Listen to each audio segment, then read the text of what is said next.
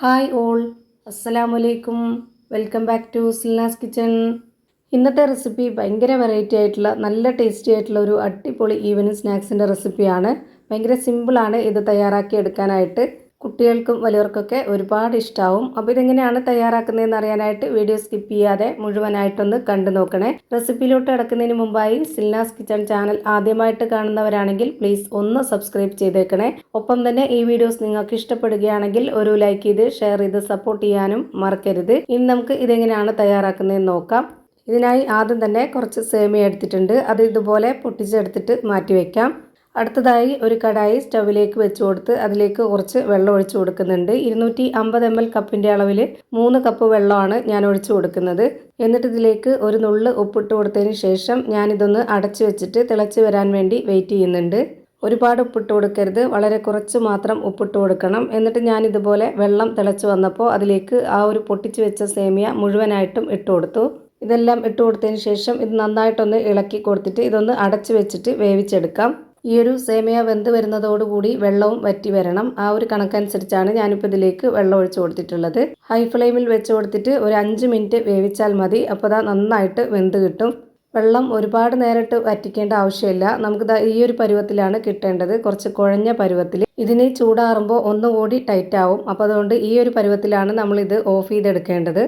ഇനി ഇത് മാറ്റി വെച്ചിട്ടുണ്ട്. ഇനി നമുക്ക് അടുത്തതായിട്ട് ചെറിയൊരു മിക്സിയുടെ ജാർ എടുത്തിട്ട് അതിലേക്ക് ഒരു നേന്ത്രപ്പഴം കട്ട് ചെയ്തത് ഇട്ട് കൊടുക്കാം. എന്നിട്ട് ഇതിലേക്ക് നല്ലൊരു മണത്തിന് വേണ്ടിയിട്ട് ഒരു 3 ഏലക്ക ഇട്ട് കൊടുത്തതിന് ശേഷം ഒരു 1/2 കപ്പ് അളവിൽ പാലൊഴിച്ച് കൊടുത്തിട്ട് ഇത് നന്നായിട്ടൊന്ന് അരച്ചെടുക്കുന്നുണ്ട്. ഇപ്പോൾ ഞാനിവിടെ ഇത് നന്നായിട്ട് അരച്ചിട്ട് മാറ്റി വെക്കുന്നുണ്ട്. അടുത്തതായിട്ട് ഒരു ബൗളിലേക്ക് 3 കോഴിമുട്ട പൊട്ടിച്ചൊഴിച്ച് കൊടുക്കാം.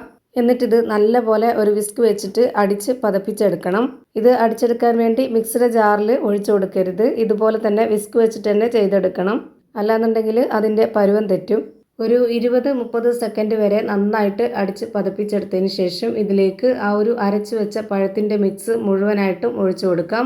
ഈ ഒരു ജാറിലുള്ളത് പറ്റിപ്പിടിച്ചെടുക്കാൻ വേണ്ടി വെള്ളമോ പാലോ ഒന്നും ഒഴിച്ചു കൊടുക്കരുത്. കൈവച്ച് തന്നെ തുടച്ചൊഴിച്ചു കൊടുക്കുക. അല്ലാന്നുണ്ടെങ്കിൽ അതിൻ്റെ പരുവം തെറ്റും. പിന്നെ നമുക്ക് ഇതിലേക്ക് ഒരു നേന്ത്രപ്പഴം ചെറുതായിട്ട് കട്ട് ചെയ്തിട്ട് അതുകൂടെ ഇതിലേക്ക് ഇട്ട് കൊടുക്കാം. എന്നിട്ടിത് നന്നായിട്ടൊന്ന് ഇളക്കി കൊടുക്കാം. ഇനി നേരത്തെ വേവിച്ച് മാറ്റി വെച്ചിരുന്ന ആ ഒരു സേമിയ നമുക്കിതിലേക്ക് മുഴുവനായിട്ടും ഇട്ട് കൊടുക്കാം. സേമിയ ഇതിൽ വെള്ളമെല്ലാം വറ്റി ഒന്നുകൂടെ നന്നായിട്ട് ടൈറ്റായിട്ട് വന്നിട്ടുണ്ട്. ഇതിലേക്ക് ഇട്ട് കൊടുത്തിട്ട് ഇതുപോലെ നന്നായിട്ട് ഇളക്കി യോജിപ്പിച്ച് കൊടുക്കാം. ഇനി ഇതിലേക്ക് മധുരത്തിന് ആവശ്യമായിട്ടുള്ള പഞ്ചസാരയാണ് ഇട്ട് കൊടുക്കുന്നത്. ശർക്കരയാണെന്നുണ്ടെങ്കിലും കുഴപ്പമൊന്നുമില്ല, അതൊക്കെ ഓരോരുത്തരുടെ ഇഷ്ടമാണ്. ഞാനിവിടെ 1/4 കപ്പ് അളവിൽ 2 കപ്പ് പഞ്ചസാര ഇട്ട് കൊടുത്തു. പിന്നെ ഇതിലേക്ക് പാലാണ് ഒഴിച്ചു കൊടുക്കുന്നത്.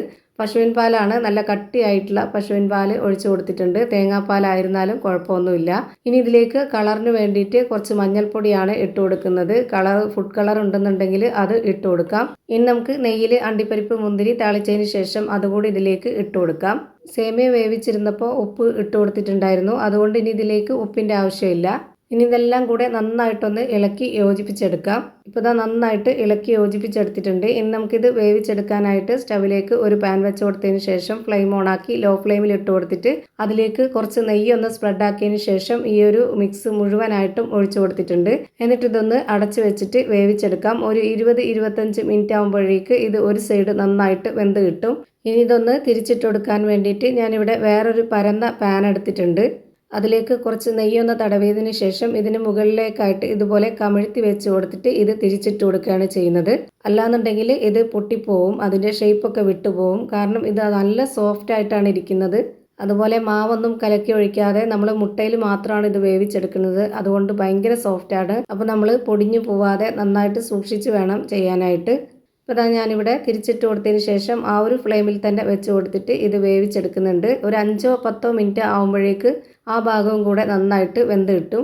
ഇപ്പോൾ നല്ല പോലെ വെന്ത് കിട്ടി. ഇനി നമുക്ക് ഇഷ്ടമുള്ള വലിപ്പത്തിൽ ഷേപ്പിലൊക്കെ ഇത് കട്ട് ചെയ്തെടുക്കാവുന്നതാണ്. പെട്ടെന്ന് പൊടിഞ്ഞു പോകുന്ന ഒന്നായതുകൊണ്ട് തന്നെ ഞാനിത് പ്രത്യേകിച്ച് പൊട്ടിച്ച് കാണിക്കുന്നൊന്നുമില്ല. ഇപ്പോൾ നല്ല സോഫ്റ്റ് ആയിട്ടുള്ള, വായിലിട്ടാൽ അലിഞ്ഞു പോകുന്നൊക്കെ പറയുന്ന പോലത്തെ നല്ല ടേസ്റ്റി ആയിട്ടുള്ള ഒരു അടിപൊളി പലഹാരം റെഡിയായി കിട്ടി. അപ്പോൾ എന്തായാലും ട്രൈ ചെയ്ത് നോക്കാൻ മറക്കരുത്. എല്ലാവർക്കും ഇഷ്ടമാവും. അപ്പോൾ ഇത്രയേ ഉള്ളൂ ഇന്നത്തെ വീഡിയോ ഇഷ്ടമായാൽ ലൈക്ക് ചെയ്യാനും കമൻറ്റ് ചെയ്യാനും ഷെയർ ചെയ്യാനും മറക്കരുത്. അതുപോലെ തന്നെ ഞാനിടുന്ന പുതിയ വീഡിയോസ് നോട്ടിഫിക്കേഷനായിട്ട് കിട്ടുന്നതിന് വേണ്ടി സബ്സ്ക്രൈബ് ചെയ്ത് ബെല്ലൈക്കൺ അമർത്തി അതിൽ ഓൾ എന്ന ഓപ്ഷൻ എനേബിൾ ചെയ്ത് കൊടുക്കാനും മറക്കരുത്. പുതിയൊരു വീഡിയോയുമായി വീണ്ടും വരും. Thank you for watching.